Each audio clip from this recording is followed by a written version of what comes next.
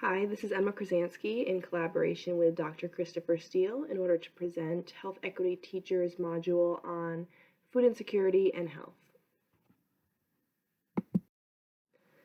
The objectives for this module is that by the end, learners will be able to define food insecurity and food deserts, identify epidemiology, risk factors, and resilience factors of those who identify as food insecure, and discuss how both food insecurity and the ways in which people cope with food insecurity can impact a person's overall health.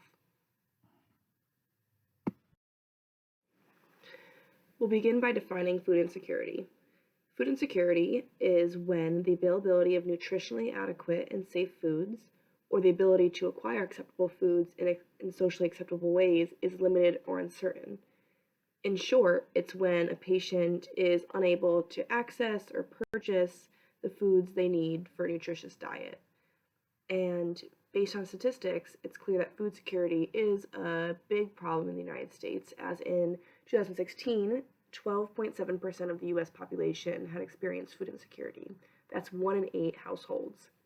The statistic rises when you consider children, as 17% of children had experienced food insecurity, and it increased even more when you consider those under the 180% of the federal poverty line, as 32% of this group had experienced food insecurity.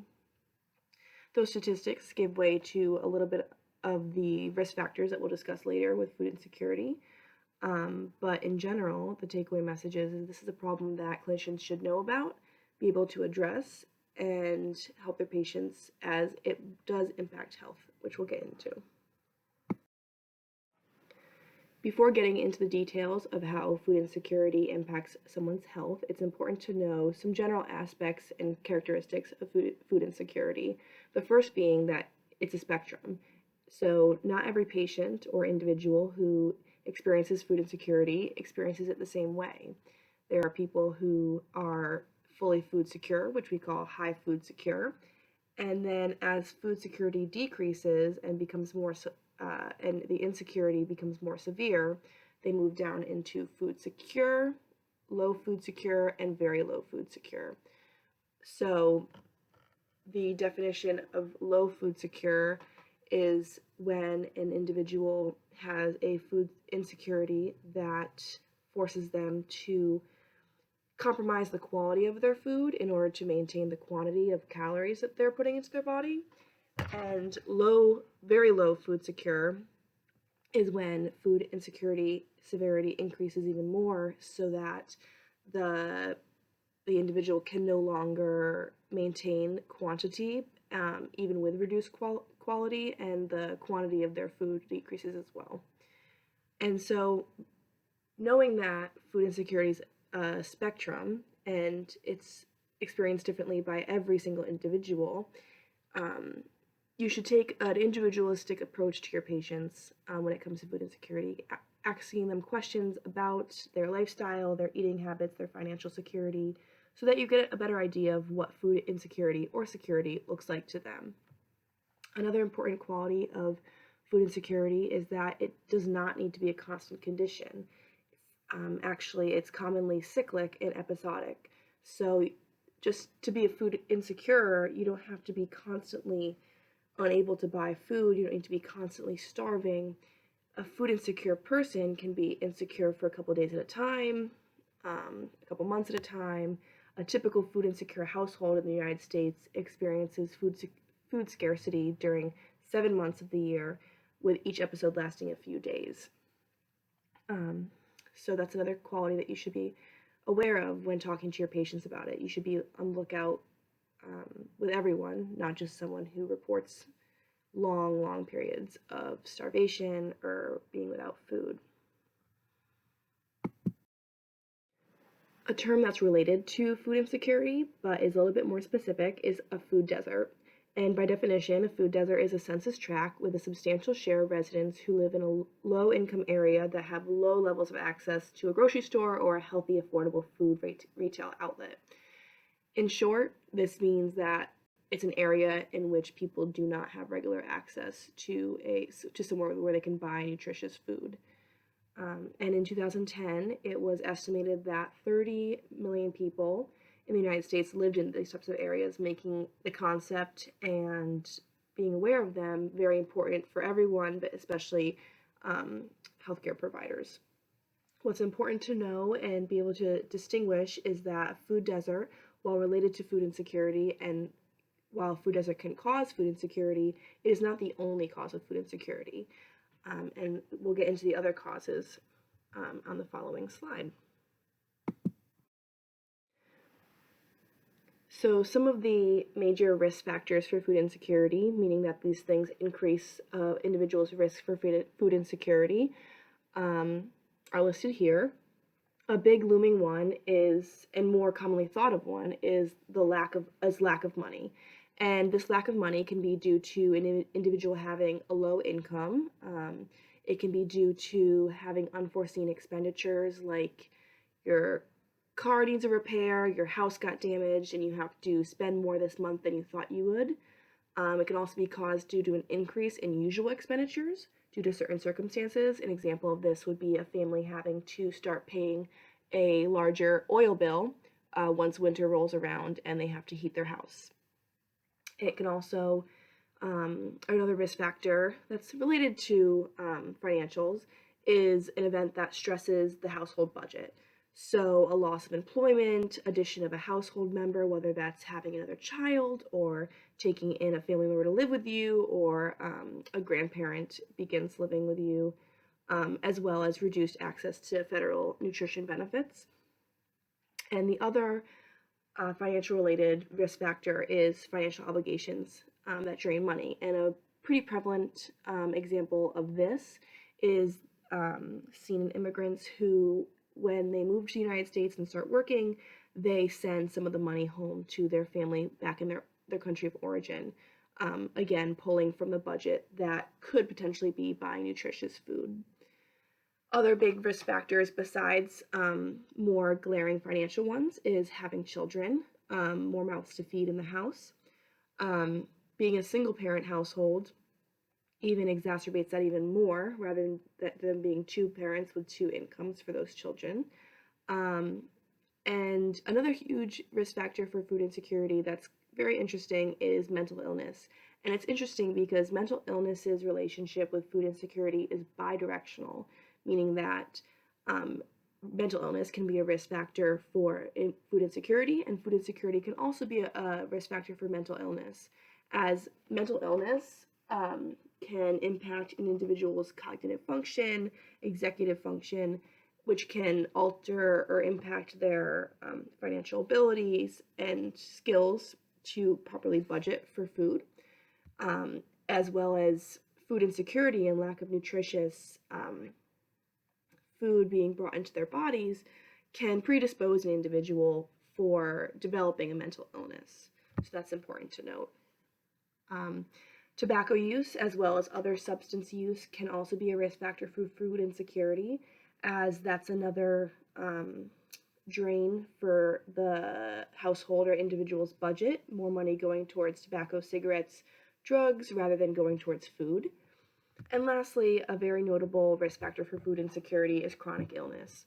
Managing chronic illness is no easy task. It requires medical attention, it requires prescriptions, devices, several things that will drain someone's financial budget and take away from their ability to buy nutritious food for them and their family.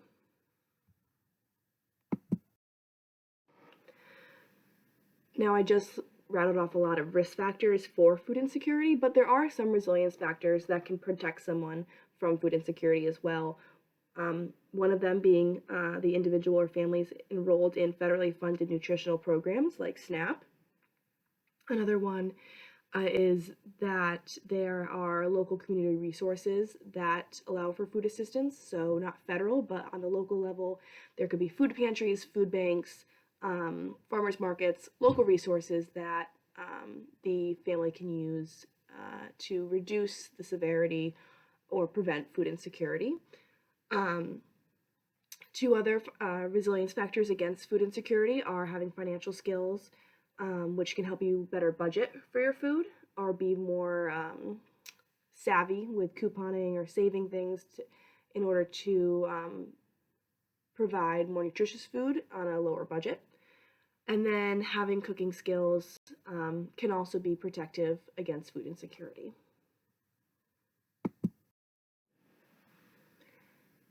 Having discussed a little bit of an introduction to food insecurity, let's dig into how individuals cope with experiencing food insecurity and how that can impact someone's health. So, some of the coping mechanisms that people use when experiencing food insecurity are reducing food quality in order to still be able to meet similar food quantity demands. So this is buying foods that are less expensive and that are typically less nutrient dense, but are more calorie dense in order to still provide their bodies with energy, but they do get less nutrients and it is less healthy for their bodies. Another coping mechanism that's a little bit on the more severe food insecurity side of the spectrum is having to reduce food quantity overall. So this is when they're no longer able to even meet similar caloric needs and quantities, even with lower quality foods and less expensive foods. And this can lead to fasting, skipping meals, or in some cases, people will eat one large, very filling meal per day in order to save on the amount of food that they're spending money on. Another coping mechanism is a little counterintuitive, you might think, but it's food overconsumption. And so this will happen not in times of food insecurity, but when a person who frequently or sometimes experiences food insecurity is now food secure and has the financials to buy food, they typically tend to overconsume food and consume less desirable foods because they can, and they're anticipating future episodes of food insecurity. Another way to cope with food insecurity is to use safety net programs. So like federally funded programs, SNAP, WIC, or local community programs, food banks, food pantries, in order to get free or reduced cost food and help them reduce the severity and the duration of their food insecurity period. And then another big way that people cope with food insecurity is avoiding other expenditures that may not be so, in their mind, necessary. So this can include avoiding medical care, avoiding filling prescriptions in order to save money and put that money towards food instead of taking care of their health, which definitely plays a role into how food insecurity impacts health, which we'll get into. So to start discussing food insecurity's impact on an individual, we like to break it up into 3 areas. So obviously, if someone's not eating enough food or nutritious food, there'll be an impact on an individual's nutrition. So in studies, it's been found that adults with food insecurity eat less vegetables, fruits, dairy, and micronutrients, and that children experiencing food insecurity will eat less fruits. And it is hypothesized that children's nutrition is impacted lesser than adults because adults in the household will take more of the brunt of the impact of food insecurity in order to protect or take care of their children. So it certainly impacts a household's nutrition. It also impacts an individual's behavior. So as I kind of mentioned in the previous slide with the coping mechanisms, people will change their behavior in order to manage the amount of food that they're able to buy. And one way that they do that is with the feast or famine phenomenon, which I kind of alluded to. So when they do have food and they are food secure, they'll feast and overconsume, and then they'll be food insecure again under whatever circumstances is causing that, and then they won't be eating enough, or they'll be in the famine state. And another coping mechanism is binge eating. So again, in anticipation of food insecurity, eating, over-consuming in short periods of time. And both these phenomena aren't too good for an individual's health. And then the last area that we like to consider of when we're talking about the impact of food insecurity is mental health. So it certainly impacts someone's mental health. Not having enough food for yourself or your family or your household will certainly increase someone's stress. It increases the risk of depression, anxiety, and other behavioral disorders. And without with the stress that it causes, as well as the lack of nutrients that you're putting into your body, it also has a reduced mental bandwidth for other important tasks of daily life, whether that's doing your job effectively, whether it's parenting, whether it's making other big decisions. The food insecure individual typically has a reduced ability to do so because of the lack of nutritious fuel that their body's getting. Deeper to those three broad impact areas of food insecurity, we do see specific health associations that have been found with food insecure individuals. One of the three major ones listed above: higher rates of acute and chronic illnesses across the board, higher rates of healthcare utilization, as well as difficulty managing diet-sensitive diseases like obesity, diabetes, and hypertension, congestive heart failure, and many more. We'll get into the difficulty managing diet-sensitive diseases on the following slide, but keep it in mind for when we talk about it next. Specifically in children, we've seen that food insecurity is associated with an increased risk for birth defects, anemia, lower nutrient intakes, cognitive problems, asthma, behavioral problems, depression, suicidal ideation, and worse oral health. In adults, we find that it increases, it's seen with an increased risk for lower nutrient intake, mental health problems, depression, developing diabetes, hypertension, hyperlipidemia, and also poor sleep outcomes. In seniors, we've seen that food insecurity is associated with increased risk for depression, as well as limitations of activities of daily living. I'd like to circle back to the point I made previously about food insecurity and difficulty managing your health. I think that this diagram does a great job of describing the cyclical relationship between food insecurity and someone's health. So just looking at the diagram, food insecurity, if someone is experiencing food insecurity, like I said, it'll impact someone's nutrition, someone's behavior, someone's mental health, eating lower quality foods, getting less nutrients, having higher stress levels, developing coping mechanisms. All of these will increase someone's risk for disease, will reduce someone's ability to manage a disease, and result in increased disease complications because of the stress and lack of nutrients that's being put into your body.